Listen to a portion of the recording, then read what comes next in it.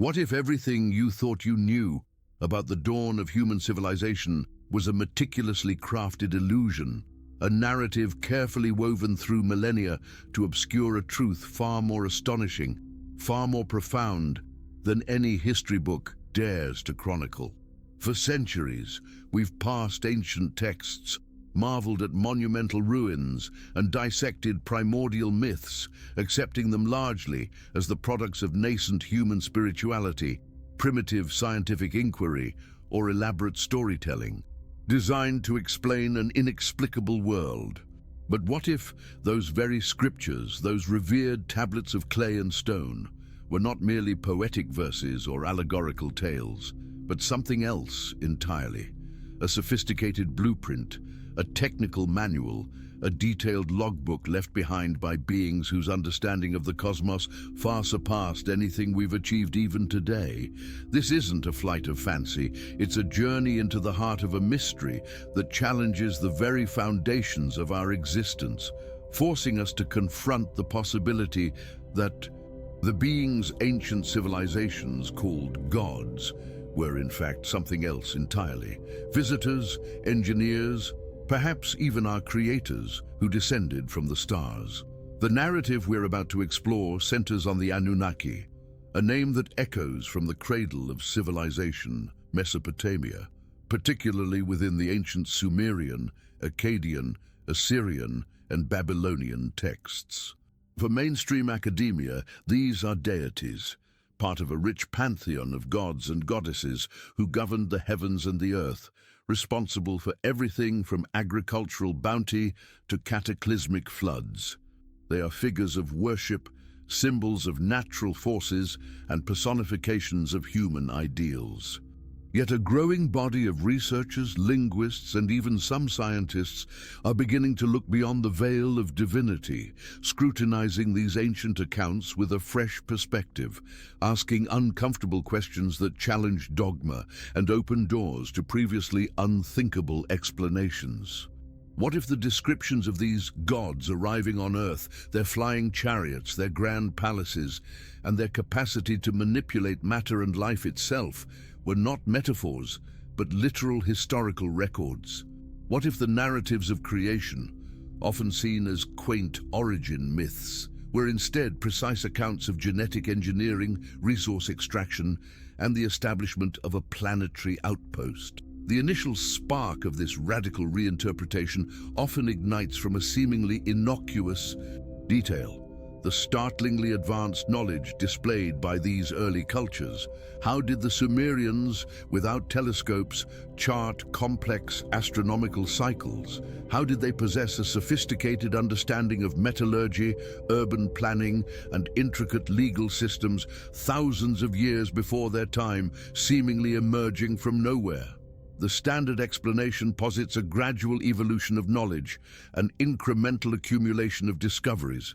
But what if the leap in civilization wasn't an organic human development, but an intervention, a direct infusion of knowledge from a vastly superior intelligence? The implications are staggering. If the Anunnaki were indeed extraterrestrial, then our sacred texts could be misinterpreted technical documents, and our worship a misunderstanding of advanced technology. This revelation doesn't just rewrite history, it redefines our place in the universe, turning humanity from an accidental byproduct of evolution into a deliberate creation, perhaps even an experiment.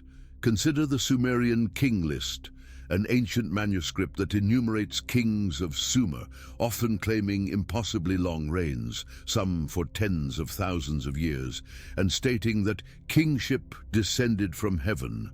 This phrase, often dismissed as poetic embellishment, takes on a startling new meaning when viewed through the lens of extraterrestrial intervention.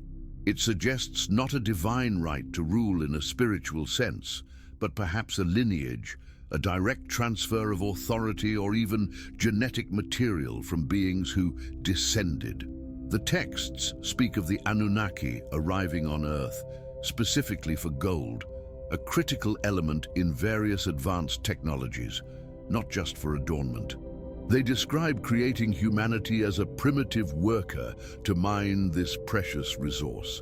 This narrative, far from a simple creation myth, outlines a logistical operation, a purpose-driven genesis, and a hierarchical structure that positions humanity as a subordinate species. This paradigm shift isn't about discrediting faith or dismissing ancient wisdom. It's about re-examining the context and literal meanings within those very narratives. It's about asking if we've been too quick to categorize complex descriptions as mere mythology, rather than deciphering them as factual accounts from a perspective we've yet to fully comprehend. The symbols, the descriptions of celestial objects, the precise measurements, and the often clinical tone of some of these ancient texts begin to resonate with the language of science and engineering, not just poetry. This isn't a comfortable thought for many, as it forces a profound re-evaluation of our cultural, religious, and scientific frameworks. But the uncomfortable questions are often the ones that lead to the most groundbreaking discoveries. This journey will peel back layers of interpretation, challenging conventional wisdom and inviting you to consider a reality far stranger and potentially far more exciting than fiction. What you're about to hear might just change how you view everything. If this premise has already sparked your curiosity, let us know in the comments below what your initial thoughts are. Your engagement helps us continue to produce content that pushes boundaries and explores the unknown. And if this journey into the profound secrets of our past resonates with you, consider subscribing and hitting that bell icon.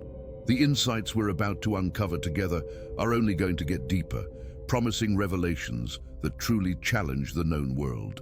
The foundational interpretations of our earliest human narratives have long anchored themselves in the reassuring bedrock of myth and metaphor. For generations, scholars meticulously categorized the colossal pantheons of ancient Mesopotamia, Egypt, and beyond as the vibrant, imaginative outpourings of nascent civilizations grappling with natural phenomena, existential questions, and the ever-present mystery of life and death. The thunderclap became the wrath of a god, the fertile river, the blessing of a goddess, the vast star-strewn sky, the domain of celestial deities. This framework, while offering a coherent and often beautiful understanding of ancient cultures, also created an intellectual barrier, a kind of conceptual filter through which any description deviating from a spiritual or allegorical interpretation was swiftly dismissed as fantasy or poetic license. It was easier, perhaps, to accept a god riding a storm cloud than a highly advanced being traversing the atmosphere in a sophisticated craft. This established dogma, taught in universities and enshrined in popular culture, presented an elegant, if somewhat simplistic narrative of human development. Yet even within this well-ordered academic garden, peculiar weeds began to sprout, defying easy categorization. Anomalies persisted, whispers of technologies too advanced, knowledge too precise for the supposed era. Early decipherments of cuneiform tablets, the foundational texts of Sumer and Akkad, brought forth stories of gods who not only created humanity, but also taught them the arts of civilization, agriculture, writing, law, and even astronomy. These weren't vague pronouncements. They were often detailed accounts of instruction, intervention, and manipulation. For instance, the myth of Adapa describes a human granted great wisdom by the god Enki, who then travels to the heavens to meet the great god Anu. This wasn't just a spiritual journey, it was an interaction described with a matter-of-fact tone, as if recording an actual event between a human and powerful non-human entities. Why some researchers began to ponder, should we interpret such narratives strictly as myth when their internal logic, once stripped of its divine overlay, suggested something more concrete? One of the most compelling seeds of doubt was sown by the sheer sophistication of Sumerian culture, which seemingly burst forth into history with an astonishing array of innovations around 4500 BC. They possessed a complete writing system, cuneiform, complex irrigation agriculture, sophisticated mathematics, including a sexagesimal base 60 system still used in time and angles today, advanced metallurgy, wheeled vehicles and monumental architecture, all without apparent precursors. It was as if a fully formed civilization had been suddenly implanted onto the Mesopotamian plains. The prevailing archaeological narrative struggles to explain this sudden efflorescence, often attributing it to a confluence of favorable conditions and human ingenuity. But could human ingenuity alone account for such a rapid, comprehensive leap, or was there an external catalyst? What would have happened if early archaeologists hadn't been so predisposed to interpret all ancient religious texts as purely symbolic?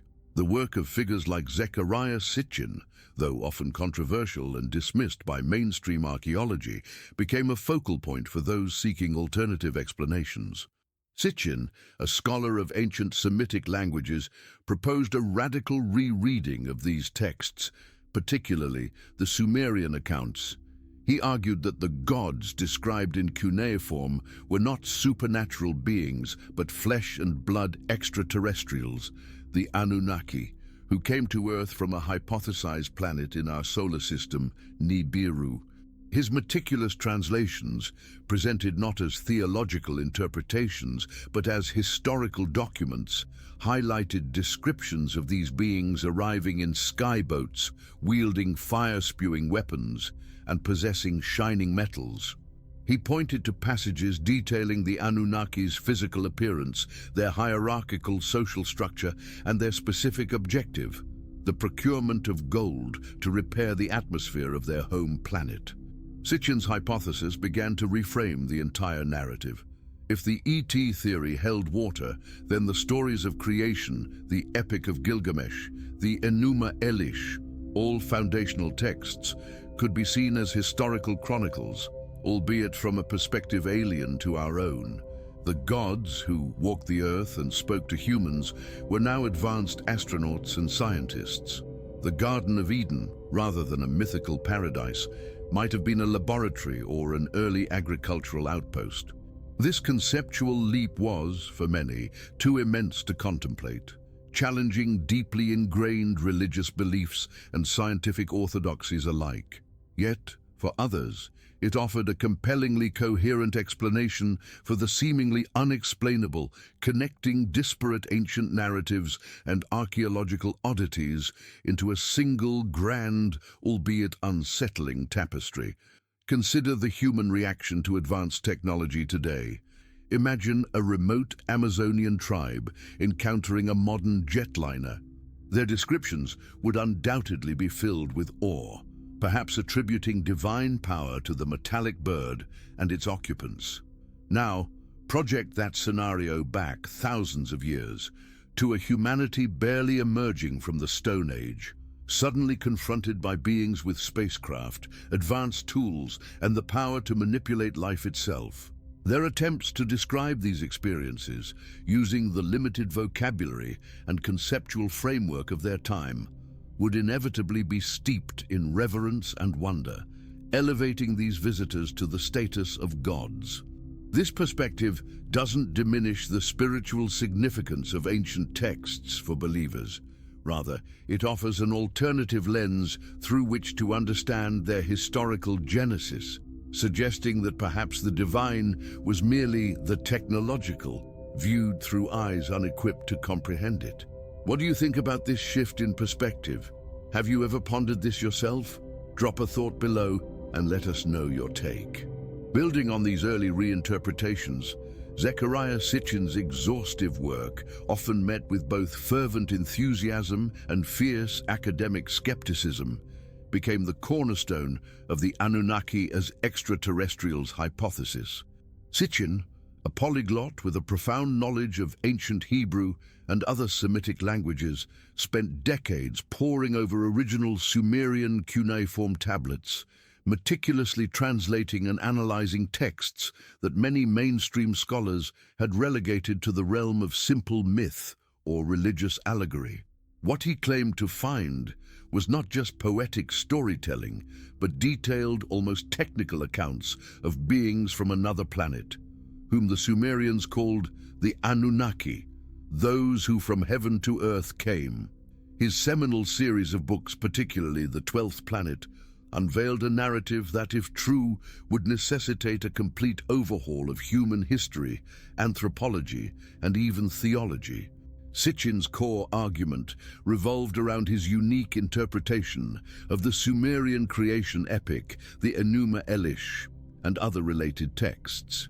He posited that the Anunnaki originated from a large, undiscovered planet, which he named Nibiru, orbiting our sun on a vast elliptical trajectory that brought it into the inner solar system approximately every 3,600 years. According to his reading, around 450,000 years ago, during one of Nibiru's closest approaches, its inhabitants, facing a dire atmospheric crisis on their homeworld, dispatched an expedition to Earth. Their objective? To mine gold, which they believed could be used to repair Nibiru's ailing atmosphere. The texts, Sitchin argued, meticulously described their arrival, their landing sites in the Persian Gulf, and the establishment of their first mission control center, Eridu. The Anunnaki, initially led by Enki, the chief scientist, and later joined by Enlil, the commander, began the arduous task of extracting gold. However, the labor was backbreaking, and the Anunnaki Igigi, a lower-ranking group of Anunnaki who did much of the manual labor, eventually revolted. It was at this critical juncture, Sitchin asserted, that the Anunnaki leaders faced a dilemma. Rather than abandon their mission, they decided to create a primitive worker to take over the gold mining operations. This is where Sitchin's interpretation becomes truly revolutionary. He claims the Sumerian texts describe not a divine creation from clay, but a sophisticated act of genetic engineering. Using their own DNA and combining it with that of an indigenous hominid, Homo erectus, Enki and his half-sister Ninti, who later earned the title Mistress of Life, or Lady Life, for her genetic work, engineered Homo sapiens, us. The Adam of biblical tradition, Sitchin argued, was derived from the Sumerian Adamu, meaning one who is on earth, or earthling, a prototype of this genetically engineered workforce. This narrative, which Sitchin painstakingly pieced together from countless cuneiform tablets, presented the Anunnaki not as mythical gods, but as advanced extraterrestrial beings with a specific agenda, sophisticated technology, and a complex social hierarchy. Their divine powers in this light were merely their superior scientific and technological capabilities. Their chariots of fire were spacecraft. Their weapons that flash and destroy were advanced weaponry, and their capacity to speak creation into being was the power of genetic manipulation. Sitchin's work resonated deeply with many who felt that conventional explanations for ancient wonders simply didn't add up. It offered a coherent, albeit radical, framework that connected disparate pieces of the ancient puzzle. The sudden rise of Sumerian civilization, the incredible longevity of early kings in the king lists, and the pervasive theme of gods interacting directly with humanity, teaching them, and even interbreeding with them. For those who followed Sitchin, the idea of an advanced civilization visiting Earth and jump-starting humanity's development provided answers where traditional archaeology and religion often left gaps. It explained the advanced astronomical knowledge of the Sumerians, who, according to Sitchin, possessed accurate information about all the planets in our solar system, including those unknown until modern times, like Uranus, Neptune, and Pluto, as well as Nibiru itself. This knowledge, Sitchin contended, could only have come from a civilization capable of interstellar travel and advanced observation. While Sitchin's methodology and conclusions remain contentious in academic circles, Often criticized for selective translation and interpolation, his work undeniable sparked a global conversation, inspiring countless individuals to look at ancient texts not just as spiritual guides, but as potential historical records of an alien intervention. What an astonishing thought, to consider our own origin story as a carefully planned scientific endeavor, rather than a mystical act of creation. It certainly makes you wonder about the precise details of our own DNA. Have you ever considered such a possibility? Type mind-blowing in the comments if you're as stunned by these interpretations as many others are. Beyond the contentious linguistic interpretations, the physical world itself presents a silent yet powerful challenge to conventional historical narratives. Throughout the globe, ancient sites and artifacts exist that simply refuse to conform to the established timeline of human technological development. These out-of-place artifacts, or UPARTs, and megalithic structures defy easy explanation, often requiring a level of engineering, metallurgy, or scientific understanding that should have been utterly impossible for the civilizations credited with their creation. If we are to believe the standard archaeological model, human progress was a slow, incremental climb. Yet these anomalies suggest sudden, inexplicable leaps, as if some external force introduced advanced knowledge or tools. Consider the megalithic wonders of the ancient world. Sites like Baalbek in Lebanon boast massive, perfectly cut and fitted stone blocks, some weighing over 1,000 tons. The stone of the south alone, still in the quarry, is estimated at 1,750 tons. Moving and positioning such behemoths, with tolerances so precise that a knife blade cannot be inserted between them, requires engineering capabilities that we struggle to replicate even with modern machinery. Mainstream explanations often involve thousands of laborers, ramps, and incredible ingenuity. Yet the sheer scale and precision suggest something more. How could ancient civilizations, without cranes, forklifts, or advanced surveying equipment, achieve such feats? The Anunnaki hypothesis offers a compelling, albeit radical, alternative. They used anti-gravity devices, advanced sonic levitation, or other technologies far beyond our current comprehension to construct their settlements, temples, and landing pads. These structures, in this light, become physical imprints of an alien presence, their immense scale a testament to their builders' superior capabilities. Another category of perplexing artifacts includes advanced metallurgical objects. The Baghdad Battery, discovered in Iraq, a region central to Sumerian civilization, dates back to the Parthian era, 250 BCE, 224 CE. It consists of a clay jar containing a copper cylinder, an iron rod, and traces of acid, a clear galvanic cell capable of producing electricity. While its exact purpose is debated, the existence of such a device thousands of years before Volta's experiments in the 18th century challenges our understanding of ancient electrical knowledge. Could this be a remnant of Anunnaki technology, or an attempt by early humans to replicate a technology they witnessed? Similarly, intricate gold artifacts from pre-Columbian South America, sometimes dubbed ancient flying machines, bear uncanny resemblances to modern aircraft or shuttle designs. While often dismissed as stylized animals or insects, their aerodynamic properties, when replicated as models, allow for stable flight.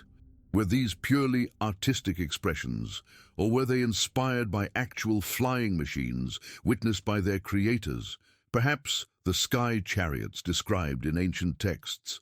The precision and astronomical alignment of structures like the Great Pyramid of Giza also raise significant questions.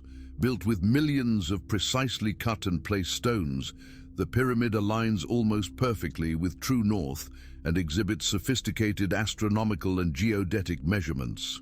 Its construction once again defies the assumed technological capabilities of the Old Kingdom Egyptians.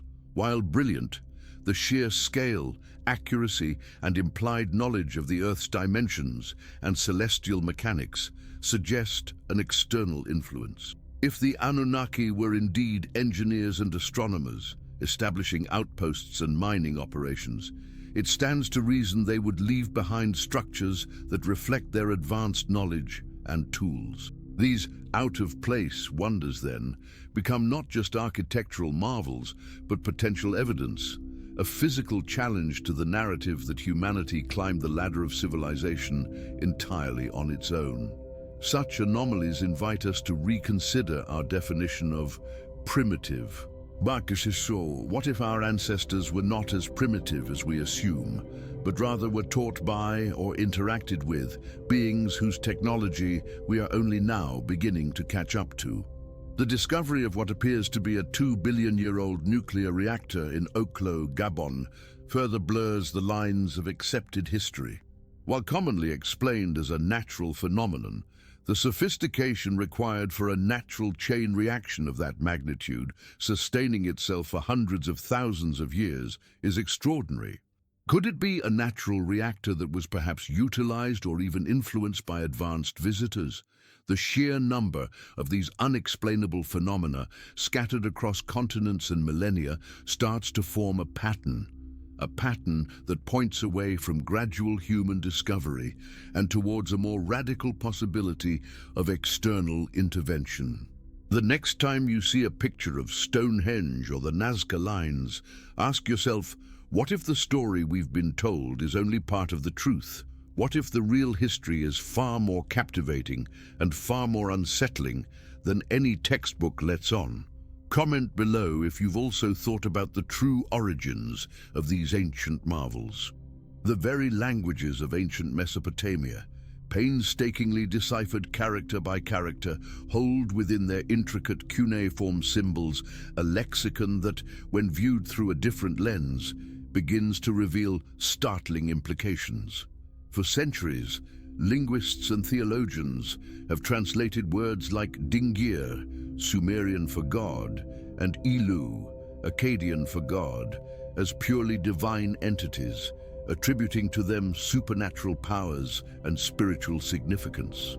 However, a closer, more literal examination, devoid of preconceived religious biases, suggests these terms might have originally carried a far more practical, descriptive meaning. What if Dingir didn't intrinsically mean an all-powerful ethereal deity, but rather the bright ones, or those who ascend to heaven in fiery rockets? This subtle shift in interpretation, championed by researchers like Sitchin and others who follow his line of inquiry, unlocks a dramatically different understanding of who the Anunnaki truly were. Consider the Sumerian pictograms themselves. The sign for Dingir, or God, is a star symbol. While this could easily be interpreted as representing heavenly beings, it also literally points to something originating from the stars. It's a direct visual cue that suggests an extraterrestrial origin, not just a spiritual one. Furthermore, the descriptions of these gods in the Sumerian pantheon are often strikingly anthropomorphic, with families, quarrels, ambitions, and even physical limitations. They eat, drink, sleep, and engage in very human-like activities, albeit on a grander scale. They don't seem to be omnipotent, omnipresent beings, but rather powerful individuals with advanced technology and knowledge. This portrayal, if taken literally, paints a picture of beings far more akin to highly evolved aliens than to the abstract spiritual deities of monotheistic religions. The ancient texts are rife with descriptive language that, in a modern context, would clearly refer to advanced technology. The Mu, often translated as name or divine power, is also described as a physical object, a kind of vehicle that the gods used to travel.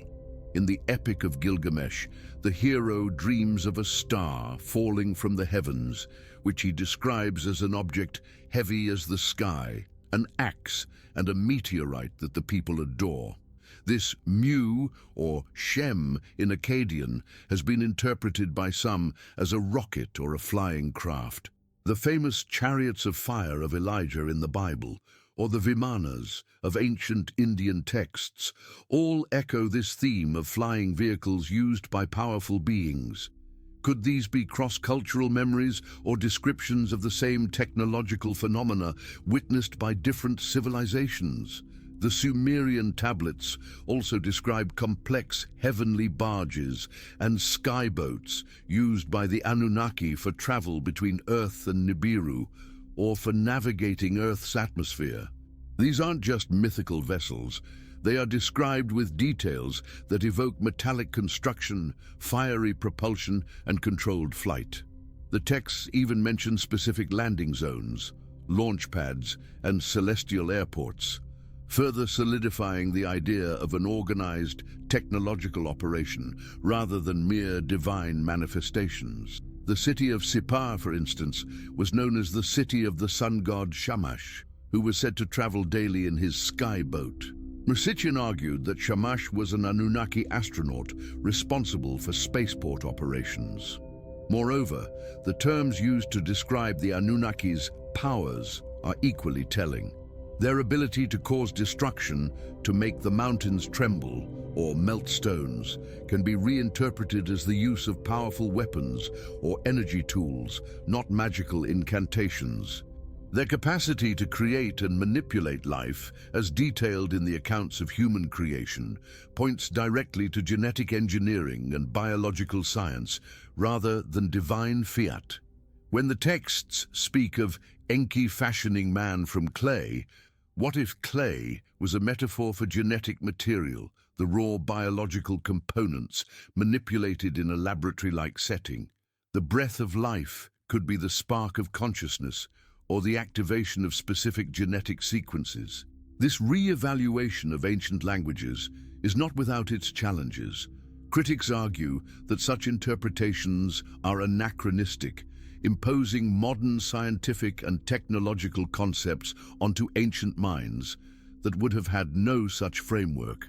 They contend that the star symbol is merely a common pictographic representation for divinity, and that anthropomorphic descriptions are standard in ancient mythologies worldwide. However, the sheer consistency of these technological descriptions across multiple unrelated texts and the uncanny parallels they draw with modern scientific capabilities compel us to ask, what if our linguistic filters have been too narrow? What if we've been so conditioned to see myth that we've missed the literal history encoded within the words? The possibility that ancient scriptures are not just spiritual guides, but detailed space blueprints for extraterrestrial operations on Earth forces us to confront a linguistic puzzle of immense proportions, one that could unlock the true story of our origins. Write in the comments, "This is unbelievable," if this deeper look into ancient languages has opened your mind to new possibilities. The ancient Sumerians, the earliest known civilization in Mesopotamia, possessed an astonishing depth of astronomical knowledge that continues to baffle modern scholars. Their clay tablets, etched with cuneiform script, detail planetary movements, constellations, and celestial cycles with a precision that seems utterly impossible for a culture lacking telescopes or any advanced optical instruments. How could a civilization thriving over 6,000 years ago have charted the orbits of planets invisible to the naked eye, or understood the precession of the equinoxes, a phenomenon that takes approximately 25,120 years to complete one full cycle? This profound understanding of celestial mechanics, far beyond anything their contemporaries possessed, serves as one of the most compelling pieces of circumstantial evidence for the Anunnaki hypothesis. If the Anunnaki were indeed extraterrestrial visitors, engineers from another planet, then their intimate knowledge of the cosmos would be a given, and their imparting of this knowledge to early humanity becomes a logical step in establishing a functional presence on Earth.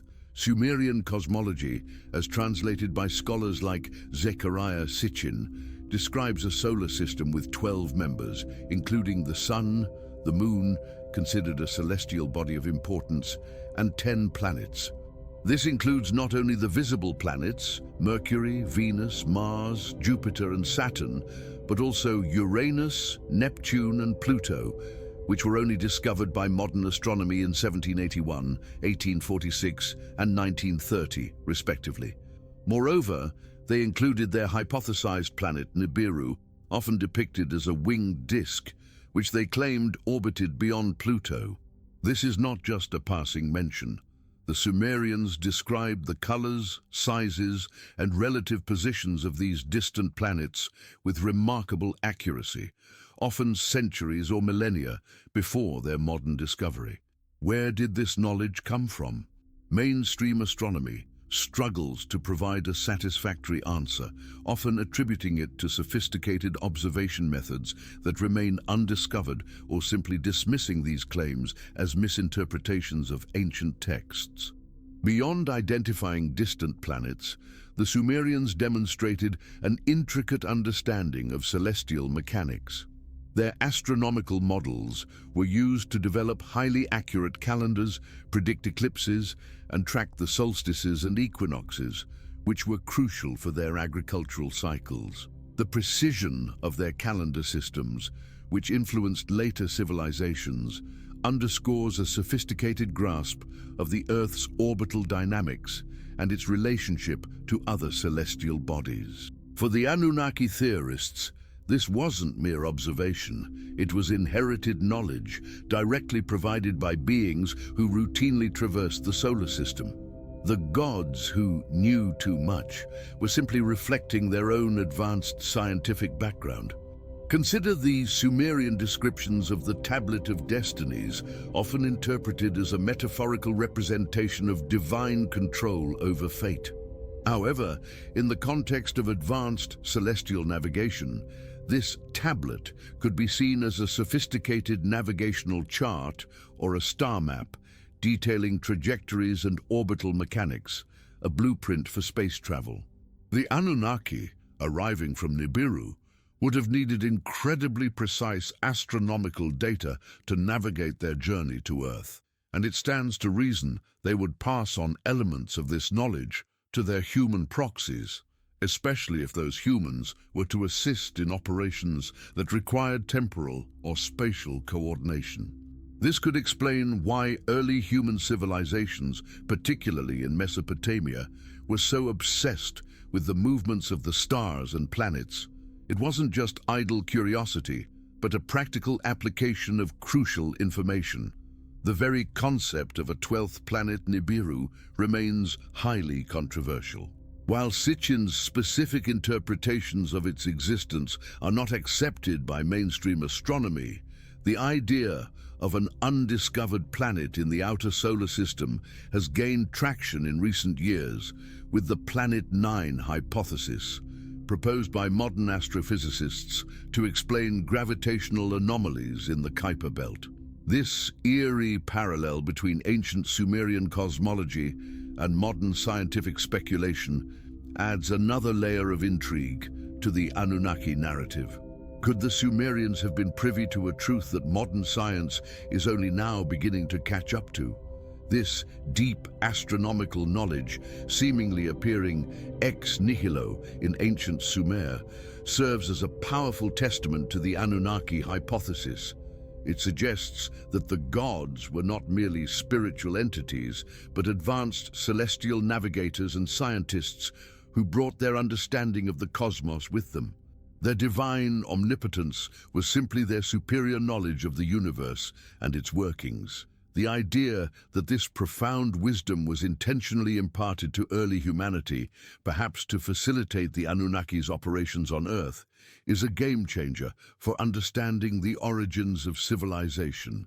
It transforms ancient myth from allegory into a historical record of cosmic contact, placing humanity within a far grander and more complex intergalactic drama. What do you make of this ancient knowledge? Comenta aí se você também já pensou nisso. How could they have known so much? The narrative of human origin, as told across cultures and through millennia, consistently points to a moment of creation, an act of divine intervention that separates humanity from the animal kingdom. From the biblical Adam and Eve to the Sumerian accounts of humanity being fashioned from clay, a common thread weaves through these disparate stories. We are not merely products of undirected evolution, but the result of a deliberate, purposeful design. In the context of the Anunnaki hypothesis, this universal theme takes on a startlingly literal and scientific interpretation. What if the ancient texts are not describing a mystical creation, but a highly sophisticated act of genetic engineering, a deliberate manipulation of the human genome by advanced extraterrestrial beings? The implications are profound, suggesting that our very genetic code might be a blueprint, a legacy of our Anunnaki creators. Sumerian tablets, particularly the Atrahasis epic and the Enuma Elish, describe the creation of humanity, Lulu, the primitive worker, by the Anunnaki gods Enki and Ninma. The texts explicitly state that humanity was created to relieve the Igigi, lower-ranking Anunnaki, from the arduous task of gold mining. The method of creation is detailed. They took clay, brought from the earth's heart, mixed it with the blood of a god, and molded it. Indeed, while clay is traditionally seen as a symbolic representation of the earth's raw materials, in a scientific reinterpretation, it could refer to the raw biological matter, perhaps the DNA of an indigenous hominid like Homo erectus. The blood of a god could be interpreted as the genetic material, the DNA, of the Anunnaki themselves, the very essence that would impart higher intelligence, problem-solving skills, and the capacity for language and tool-making, elevating the nascent human species above its primate ancestors. This process is not described as instantaneous or effortless. The texts speak of birth goddesses involved in the process, of Enki and Ninti experimenting, failing, and finally succeeding in creating a viable hybrid being. This trial-and-error approach resonates with modern genetic engineering, which is often a meticulous, iterative process. The birth goddesses might have been geneticists or scientists working in a laboratory setting, overseeing the delicate process of gene splicing and embryo implantation. The molding of clay could be a metaphorical description for the in vitro fertilization and gestation within surrogate mothers, or even advanced cloning techniques. If true, then the human species, Homo sapiens, is not a purely natural evolutionary outcome, but a designed organism tailored for a specific purpose: labor. The sudden emergence of Homo sapiens in the fossil record, exhibiting advanced cognitive abilities and tool-making skills far beyond their hominid predecessors, has long been a puzzle for evolutionary biologists. While the out-of-Africa theory posits a gradual evolution and migration, the rapid cognitive leap, sometimes referred to as the cognitive revolution around 70,000 years ago, remains largely unexplained by purely natural selective pressures.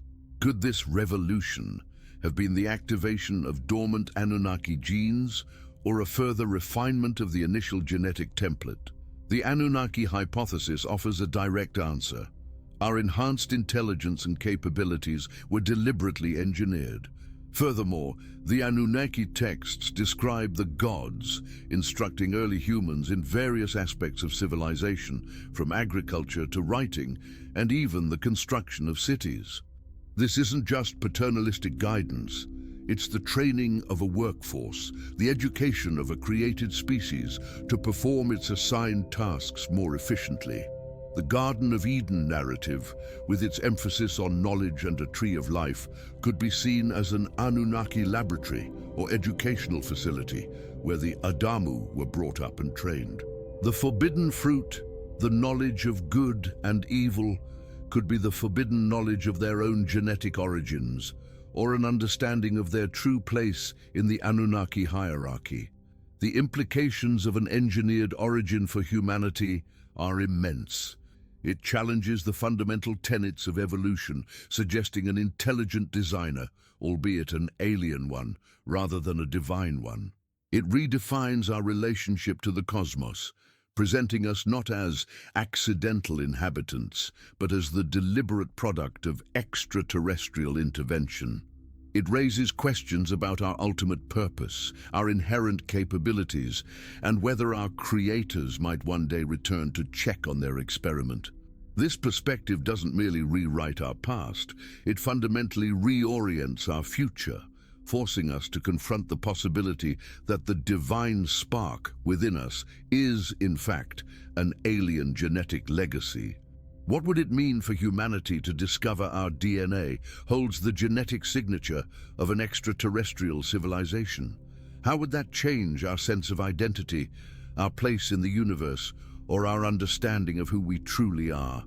It's a thought that truly hits home, a seismic shift in our understanding, the narrative of advanced beings interacting with and influencing early human civilization is not exclusive to ancient Mesopotamia. Across the globe, from the megalithic structures of the Americas to the elaborate mythologies of Asia and Africa, striking parallels emerge, suggesting a shared experience or a unified source of extraordinary knowledge. These echoes, often dismissed as independent cultural developments or universal human archetypes, take on a profound new significance when viewed through the lens of the Anunnaki hypothesis. Could the Anunnaki, or beings related to them, have established a global presence, disseminating their knowledge and technology to various nascent civilizations, thereby leaving behind a universal blueprint for their presence?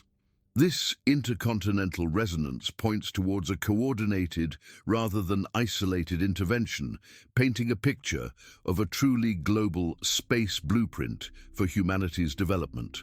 Consider the pyramids. From Giza in Egypt to Teotihuacan in Mexico, to the forgotten pyramids of China and the modest structures in Sudan, these monumental constructions share uncanny similarities in design, astronomical alignment, and often an inexplicable precision in their engineering. While their specific cultural contexts vary, the underlying technological prowess required for their construction often exceeds the assumed capabilities of their builders. Mainstream archaeology struggles to explain why so many disparate cultures, often separated by vast oceans and millennia, independently developed such complex pyramid-shaped structures, often aligned to cardinal points or specific celestial events. The Anunnaki theory suggests a common architectural template, perhaps designed for specific energy purposes, communication, or even as landing beacons for their spacecraft. If advanced beings were operating globally, it stands to reason they would employ similar infrastructure across their outposts. The concept of a global flood, a cataclysmic event that reshaped the world, is another pervasive narrative found in almost every ancient culture. From the Sumerian epic of Gilgamesh, which directly parallels the biblical Noah's Ark story, to Native American legends, African myths, and Australian Aboriginal tales, the story of a great deluge that wiped out humanity, saved only by a chosen few, is remarkably consistent. While geological evidence suggests localized floods have occurred, a single global event of the scale described remains scientifically contentious.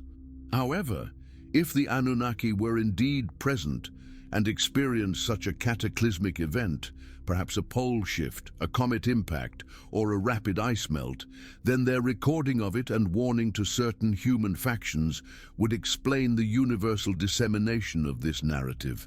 It becomes not just a myth, but a shared historical memory of a real event, witnessed and transmitted by advanced observers. Furthermore, ancient mythologies frequently speak of sky gods, or culture heroes, who descended from the heavens to teach humanity agriculture, writing, metallurgy, and other foundational aspects of civilization.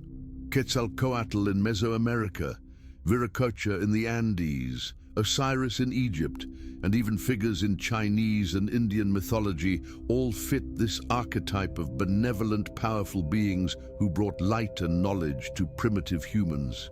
These descriptions often include details about their appearance, their flying vehicles, and their capacity to perform what we would consider miracles, but could be advanced technology.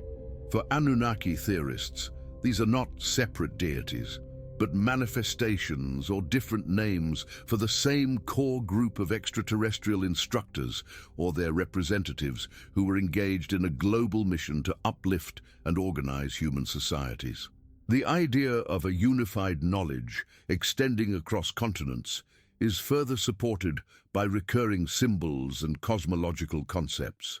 The tree of life motif, the serpent associated with wisdom, and complex astronomical diagrams appear in seemingly unrelated cultures, suggesting a common root. The precision of ancient calendars, such as the Mayan calendar, which predicted astronomical events with astounding accuracy, also points to an inherited knowledge rather than independent discovery. This global network of shared knowledge, advanced technology, and similar cultural narratives points away from coincidence and towards a deliberate, organized intervention. It suggests that the Anunnaki's presence was not confined to Mesopotamia, but was a worldwide operation, shaping human development on a planetary scale. The question then becomes, if these echoes are real, why have we been so slow to connect the dots? What could be the reason for such a consistent suppression of this grander narrative? Write down in the comments, "This is mind-blowing," if the idea of a global Anunnaki presence has captivated your imagination. If the Anunnaki hypothesis holds even a shred of truth, then the implications of such an earth-shattering revelation for humanity are nothing short of monumental. Why then has this alternative narrative, rich with textual evidence and supported by archaeological anomalies, been largely relegated to the fringes of academic discourse, often ridiculed as pseudoscience or fringe conspiracy theory? The persistent dismissal of evidence that challenges the established historical paradigm, coupled with a notable lack of in-depth mainstream investigation, has led many to question whether there isn't a deliberate cover-up at play, a systematic suppression of information by powerful institutions, governments, or even a hidden cabal, all working to maintain the status quo and prevent the public from discovering the true origins of human civilization. The motives for such a suppression could be multifaceted, ranging from the protection of religious dogma to the maintenance of political power structures, or perhaps even a deeper, more unsettling reason linked to the Anunnaki themselves. One primary reason for academic dismissal stems from the rigorous methodological standards of conventional archaeology and linguistics. Zecharia Sitchin, for example, is often criticized for selective translation, cherry-picking evidence, and imposing modern concepts onto ancient texts. Mainstream scholars argue that his interpretations lack peer review and do not adhere to accepted linguistic rules. While these criticisms hold weight within established academic frameworks, they don't fully explain the vehemence of the rejection or the apparent reluctance to engage with the compelling questions raised by the Anunnaki narrative. What if the unwillingness to engage is not just about methodological purity, but about protecting a specific, deeply entrenched worldview? Religious institutions, historically, have a vested interest in maintaining their narratives of divine creation and humanity's unique relationship with a singular spiritual God. The idea of alien intervention, or the reinterpretation of deities as extraterrestrial engineers, directly challenges the foundational myths of many faiths. For many believers, this isn't just an academic debate, it's an assault on their deeply held spiritual convictions. Any evidence suggesting that God was a physical, flesh and blood being from another planet, or that human creation was a scientific experiment, could shatter faith and lead to widespread existential crises. The potential for social upheaval and the collapse of traditional moral frameworks could be a powerful incentive for religious authorities to actively suppress or discredit any such information. Beyond religion, the political and economic implications are equally staggering. If humanity was engineered by an alien race for labor, what does that say about our inherent rights, our autonomy, and our place in the universe? Such a revelation could lead to a global crisis of identity, potentially destabilizing governments, economies, and social orders worldwide. Furthermore, if these beings possessed advanced technologies, perhaps even anti-gravity or free energy, their existence could disrupt current energy markets and geopolitical power structures. The entities that control these markets, or benefit from the current world order, would have a significant interest in ensuring such disruptive technologies and narratives never see the light of day. This creates a powerful incentive for governments and powerful corporations to either ignore, discredit, or actively hide any evidence that points towards an extraterrestrial presence or advanced ancient technology. The nature of the cover-up itself is complex. It's rarely a single, centralized conspiracy, but rather a confluence of factors: academic inertia, institutional bias, fear of the unknown, and a collective human tendency to cling to comforting narratives. However, the persistent pattern of official denial, the unexplained disappearance of artifacts, the ridicule heaped upon whistleblowers, and the difficulty researchers face in accessing certain ancient sites or government documents all contribute to the growing suspicion that more is at play. Consider the vast sums spent by intelligence agencies and military programs on unexplained aerial phenomena, or the sudden classification of documents related to ancient history. Are these simply standard operating procedures, or are they part of a larger coordinated effort to control the narrative? The ultimate question in this suppression theory is, who is doing the suppressing and why? Is it just human institutions trying to protect their power, or is there an even deeper layer, an ongoing influence from the Anunnaki themselves or their descendants who wish to remain hidden, perhaps observing humanity from afar, or even subtly guiding our development without revealing their true nature? The idea that our creators might still be pulling strings, operating in the shadows, waiting for a specific time to reveal themselves, adds a chilling layer to the cover-up narrative. The tension here is palpable. The truth of our origins might be too dangerous, too destabilizing, or perhaps simply not yet time for us to fully grasp. The very act of questioning the official narrative, however, is the first step toward unearthing these buried secrets and challenging the perceived reality we've been fed. It is an immense task, fraught with peril and ridicule, but one that promises an ultimate understanding of who we are. The journey through ancient texts and archaeological anomalies inevitably leads us to the most unsettling question of all. If the Anunnaki were indeed here, if they engineered humanity, if they shaped our early civilizations with a blend of advanced technology and profound knowledge, what then? Are they still here? Are they watching, perhaps even subtly guiding our destiny from the shadows? The notion of their potential continued presence, or the implications of their possible return, adds a critical dimension to the Anunnaki hypothesis, transforming it from a historical inquiry into a deeply relevant contemporary concern. This isn't just about rewriting ancient history. It's about understanding our present and anticipating a future that might be far more intertwined with extraterrestrial intelligence than we dare to imagine. The ancient texts themselves offer clues. The Sumerian king list, for instance, speaks of kingship descending from heaven and eventually ascending back to heaven. This cyclical narrative suggests not a permanent departure, but perhaps a periodic withdrawal, implying a potential return. Furthermore, many ancient prophecies and mythologies speak of a return of the gods at the end of a great cycle, a time of profound change and revelation for humanity. Could these be coded references to Nibiru's orbital return, bringing the Anunnaki back to Earth, or perhaps a different kind of return, a re-engagement with their creation at a pivotal moment in human history? Modern observations of unexplained aerial phenomena, commonly known as UFOs or UAPs, also weave a fascinating thread into this tapestry.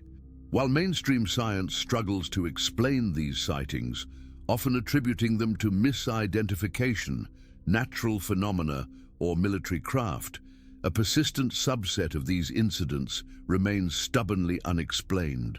What if some of these UAPs are not entirely unknown craft, but the continued presence of Anunnaki vessels, or technology derived from them, subtly monitoring human progress or protecting their ancient installations? The consistent reports of highly advanced, silent craft performing impossible maneuvers resonate eerily with descriptions of skyboats and fiery chariots from ancient times.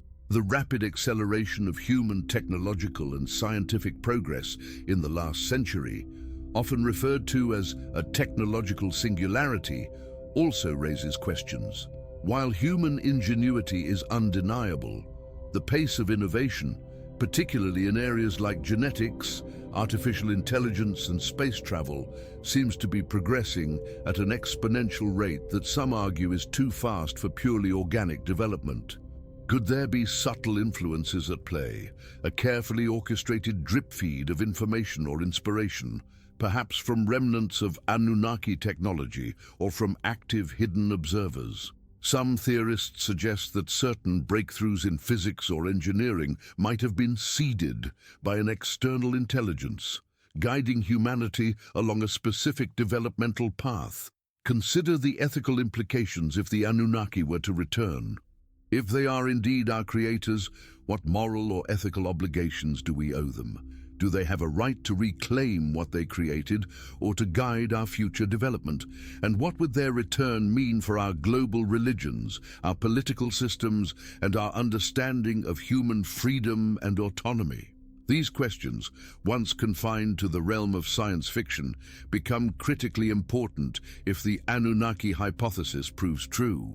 The final revelation might not just be about acknowledging their past presence, but about confronting their potential future intentions. This leads us to the heart of the final revelation, the possibility that the Anunnaki were not merely ancient visitors, but are active participants in our ongoing story, perhaps even working through human intermediaries or operating from hidden bases on Earth or within our solar system.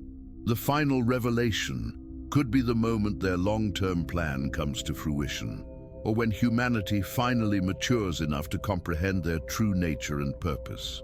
The tension is palpable. Are we on the cusp of a grand reunion, a terrifying reassertion of control, or something entirely beyond our current comprehension? This shift from historical curiosity to an imminent, tangible reality changes everything. It means the secrets of the Anunnaki are not just academic fodder, but a live, evolving truth that continues to shape our very existence. The modern world, with its advancements and its lingering mysteries, could be the culmination of a story thousands of years in the making. Are we truly alone, or are we just part of a grander design, a cosmic experiment waiting for its next phase? The answer may be closer than you think, lurking just beyond the veil of accepted reality, ready to fundamentally redefine humanity's place in the universe. The path we have trod, from ancient Sumerian tablets to the perplexing anomalies of modern science, has led us to a precipice, a moment where the very fabric of our understanding about humanity's origins and destiny hangs in the balance. The final revelation is not a simple answer, a definitive closure, but rather a profound reorientation, a shift in perspective that demands we view everything through a new, much wider lens. If the Anunnaki hypothesis is correct, if the gods were indeed advanced extraterrestrial beings who engineered humanity, then the true revelation isn't just about who they were, but about what that means for us right now and into the foreseeable future. The most compelling and perhaps most unsettling aspect of this revelation is not that they were here, but the stark possibility that they never truly left. Consider the sheer scale of the Anunnaki's alleged operations: gold mining, genetic engineering, the establishment of sophisticated infrastructure, and the systematic instruction of nascent human civilization. Such an immense undertaking, spanning hundreds of thousands of years, is not typically abandoned without a definitive conclusion or a clear succession plan. While ancient texts speak of their eventual departure or withdrawal, it's often framed in terms of a temporary absence or a shift in operational strategy, not a complete disengagement. What if their departure was merely a retreat into the shadows, a transition from direct overt management to a more covert, indirect form of oversight?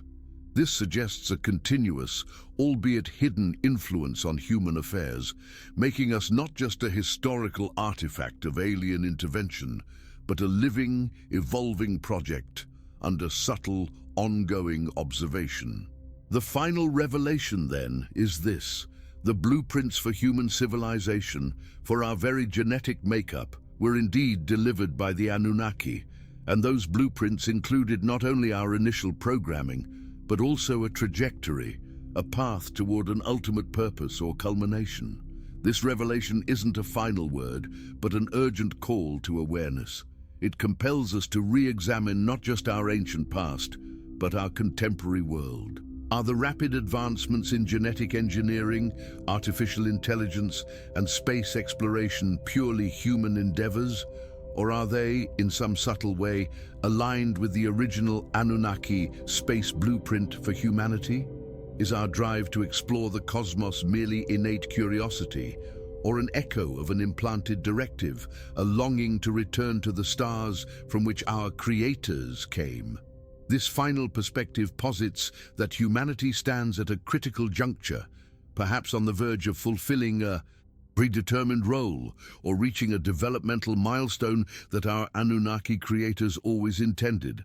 The global challenges we face, environmental crises, geopolitical tensions, and the ethical dilemmas of rapidly advancing technology could be tests, or perhaps a natural progression towards a moment of ultimate reckoning or reunion. The question, "Are they still here?" transforms into, "Are we ready for them?" This profound shift changes the narrative from one of passive historical interpretation to active, existential preparation. The final revelation also redefines the nature of our gods. No longer simply mythological figures or benevolent celestial beings, they become our true progenitors, highly advanced extraterrestrial intelligence who initiated our species for specific reasons. This understanding places a new weight on every ancient text, every unexplained artifact, and every lingering mystery. It suggests that the secrets of the Anunnaki are not just secrets about them, but secrets within us, encoded in our DNA, etched into our collective consciousness, and reflected in the very structures of our world. The quest for gold, the creation of humanity, the impartation of knowledge, these were not isolated events, but components of a grand cosmic strategy that continues to unfold. As we stand at this precipice, armed with this potentially transformative understanding, the true challenge lies not in proving their existence, but in accepting the profound implications of what that existence means for us. It forces us to ask, what is our ultimate purpose if we were created? Are we free, or are we bound by a preordained destiny? And if they return, will it be as benevolent overseers or as rightful owners of their creation?